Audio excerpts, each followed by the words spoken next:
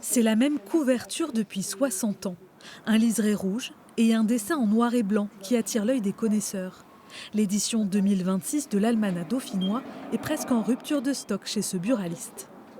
C'est un incontournable de la région. Hein. C'est un bouquin qui relève un peu les patrimoines dauphinois, toutes ses expressions, ses histoires.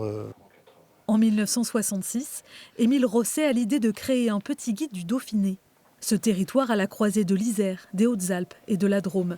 Aujourd'hui, c'est son petit-fils Michel Rosset qui écrit les articles et remplit les rubriques.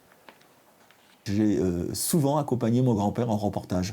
Donc, dès mon plus jeune âge, je suis allé dans les reportages sur notre territoire à la rencontre d'hommes et de femmes. Et il est fréquent que parfois des gens me disent d'un certain âge « Je vous ai déjà rencontré, je vous ai vu avec votre grand-père sur le terrain pour aller à la découverte de ces acteurs qui font vivre le territoire. » Donc, c'est effectivement une belle page d'histoire que j'ai entre les mains depuis 60 ans.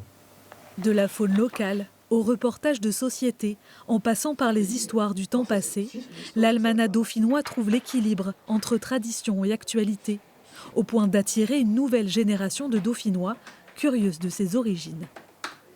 J'ai l'impression que les jeunes générations ont besoin, mine de rien, de se rattacher à un territoire, de se dire « Ok, on peut communiquer avec le monde entier grâce à nos téléphones, mais finalement, on a aussi besoin de savoir d'où on vient. » Et je crois que ce qui fait l'intérêt aujourd'hui des jeunes générations qui sont très intéressées par justement c'était comment avant, mais d'où le village, la ville où on habite, notre territoire, comment c'était avant. Malgré son look un peu suranné, l'Almanach dauphinois s'écoule chaque année à 60 000 exemplaires. Pour Michel Rosset, c'est sans doute parce qu'il n'est jamais à la mode qu'il est indémodable.